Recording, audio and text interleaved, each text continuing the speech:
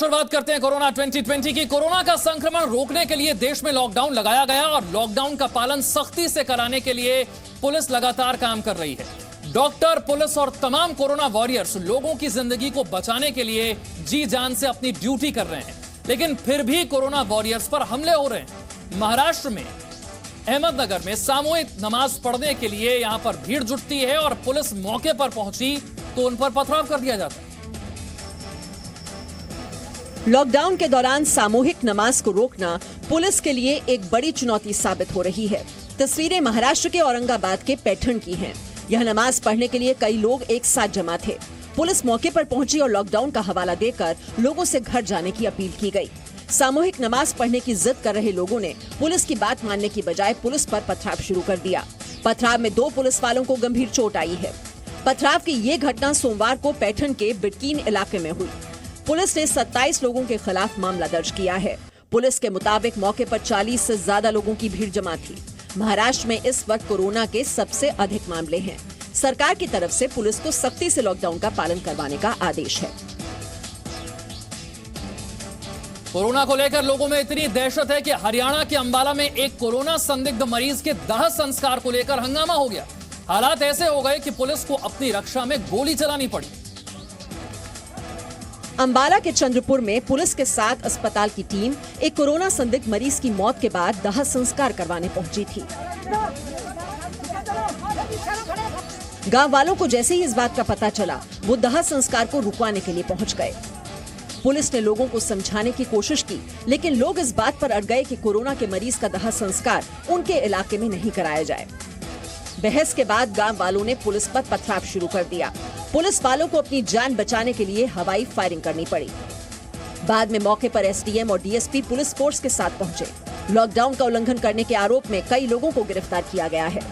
पत्थरबाजी में कई पुलिस वालों को चोट लगी है।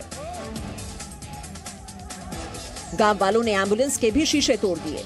चंद्रपुर में प्रशासन ने कोरोना के मरीजों के अंतिम संस्कार के लिए स्पेशल कोविड-19 शमशान घाट बनाया है।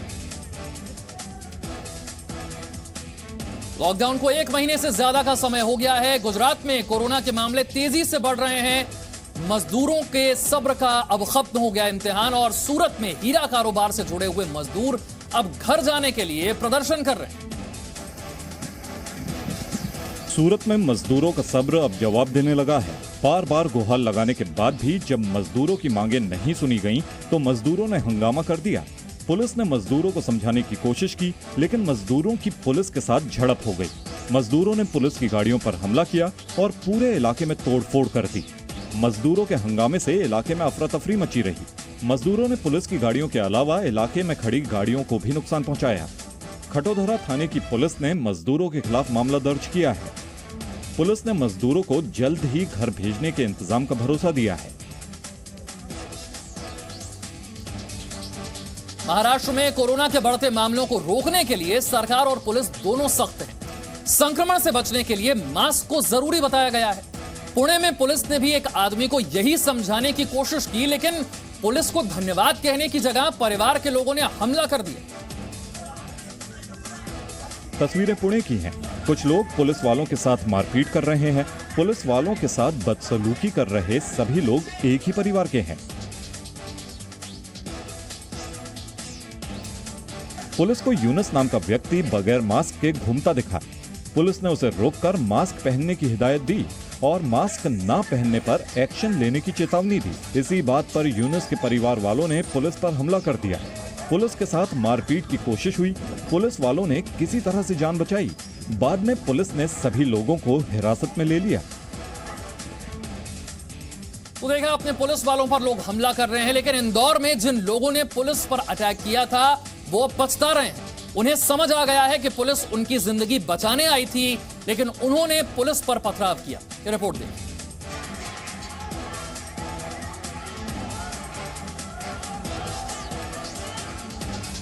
इंदौर में जिन लोगों ने कोरोना को गंभीरता से नहीं लिया, लॉकडाउन का पालन नहीं किया और पुलिस पर पथराव किया, उनमें से कई लोगों की जिंदगी अब खतरे में है।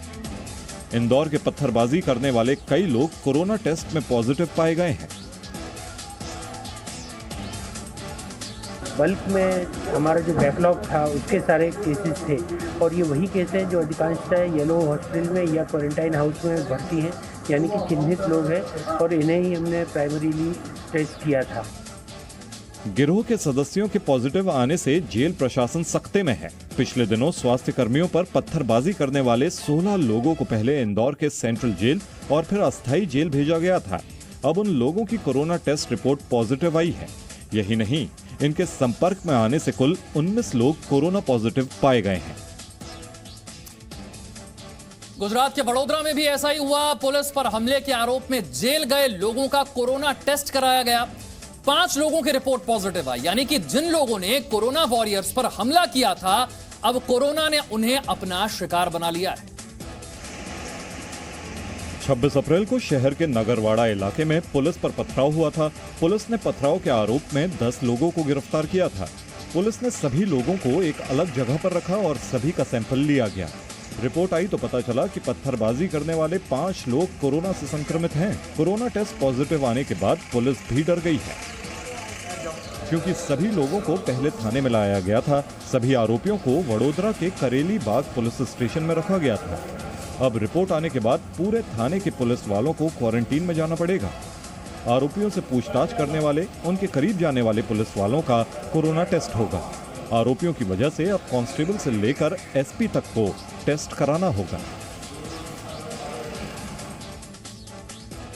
मध्य प्रदेश के छिंदवाड़ा में 14 दिनों से क्वारंटीन 360 मजदूरों में से 160 को आज अपने अपने जिले रवाना किया गया। सभी मजदूर लॉकडाउन के दौरान छिंदवाड़ा से होकर बाकी राज्यों में काम के लिए जा रहे थे और छिंदवाड़ा में फंस गए थे। ये मजदूर जबलपुर, कटनी, सिवनी, रीवा और सतना जैसे जिलों से थे। प्रशासन ने सभी मजदूरों को 14 दिन तक क्वारंटाइन किया, जिनमें मजदूरों के खाने पीने, ठहरने और मेडिकल जांच की सुविधा उपलब्ध कराई गई। क्वारंटीन का समय पूरा होने के साथ मजदूरों को प्रशासन ने 5 बसों के द्वारा घर रवाना कर दिया। महाराष्ट्र में पालघर में 2 संतों की हत्या का मामला अभी शांत भी नहीं हुआ कि संतों की हत्या का एक और मामला सामने आ गया। बीती रात उत्तर प्रदेश के बुलंदशहर में एक मंदिर में 2 साधुओं की धारदार हथियार से हत्या कर दी गई। देश एक बार फिर संतों की निर्मम हत्या से सन्न है। इस बार खबर यूपी के बुलंदशहर से आई है। यही वो मंदिर है जहां साधुओं की हत्या कर दी गई। हत्या की वारदात बुलंदशहर के अनूप शहर कोतवाली इलाके के पोगाना गांव में हुई। यहां गांव में मौजूद शिव मंदिर में 2 साधुओं की हत्या कर दी गई। और विक्षिप्तता की स्थिति में इसके द्वारा एक घटनाकारी की गई है। फिलहाल अभियुक्त कब्जे में है और अभी नशे में है। पूछताछ का प्रयास किया जा रहा है। पुलिस ने इस मामले में गांव के ही एक व्यक्ति को हत्या के आरोप में गिरफ्तार किया है। पुलिस के मुताबिक हत्या का आरोपी नशे का आदी है। साधुओं से रंजिश चल रही थी। इस मामले में मुख्यमंत्री योगी आदित्यनाथ ने संज्ञान लेते हुए आला अधिकारियों को निर्देश दिया है कि वो घटना स्थल पर जाकर जांच करें और दोषियों पर कड़ी कार्रवाई सुनिश्चित करें। दिल्ली में कोरोना के बढ़ते मामलों की वजह से स्वास्थ्य मंत्रालय की चिंता बढ़ गई है। केंद्रीय स्वास्थ्य मंत्रालय ने कोरोना के बहुत ही हल्के लक्षण वाले मरीजों को घर में ही आइसोलेशन की इजाजत दे दी है, लेकिन कई शर्तों के साथ। हल्के लक्षण वाले मरीज घर में रह सकते हैं अगर उनके घर में आइसोलेशन की सुविधा है और परिवार वालों के रहने के लिए घर में अलग व्यवस्था की गई है। दिल्ली में कोरोना के बढ़ते मामलों पर केंद्रीय स्वास्थ्य मंत्री ने चिंता जताई है। डॉक्टर हर्षवर्धन ने कहा कि पूरी दिल्ली रेड जोन में दिखाई देती है। हॉटस्पॉट बढ़ता जा रहा है। दिल्ली में कोरोना का इलाज करने वाले डॉक्टर, नर्सों में संक्रमण के बढ़ते मामलों पर भी स्वास्थ्य मंत्री ने चिंता जताई है। दिल्ली की हमारी परिस्थिति ये लगातार हमारे सबके लिए, खासकर हम लोग दिल्ली में रहते भी हैं, ये बराबर चिंता का विषय बनी हुई है। दिल्ली में जहांगीरपुरी के बाबू जगजीवन राम अस्पताल के कई स्टाफ समेत कई पुलिस वाले भी कोरोना पॉजिटिव हो चुके हैं। दिल्ली के स्वास्थ्य मंत्री का कहना है कि दिल्ली में कोरोना समूह में फैल रहा है। इसका मतलब ये हुआ कि एक ही परिवार के कई लोग कोरोना पॉजिटिव निकल रहे हैं। लॉकडाउन में लोगों को जागरूकता का संदेश देने के लिए पुलिस यमराज का सहारा भी ले रही है। आपको अब तक कई शहरों की ऐसी तस्वीरें हमने दिखाई हैं। आंध्र प्रदेश के श्रीकाकुलम की तस्वीरें भी आपको दिखाते हैं। लोगों को कोरोना से सावधान करने के लिए यहां भी एक आदमी को यमराज के वेश में निकाला गया। दूसरी तस्वीर अलीगढ़ की है, जहां एक कलाकार को सड़कों पर पुलिस ने उतारा है। पुलिस यमराज बने कलाकार को इलाकों में लेकर निकली और यह संदेश देने की कोशिश की कि लॉकडाउन में घर से बाहर आने का मतलब यमराज को न्योता देना है।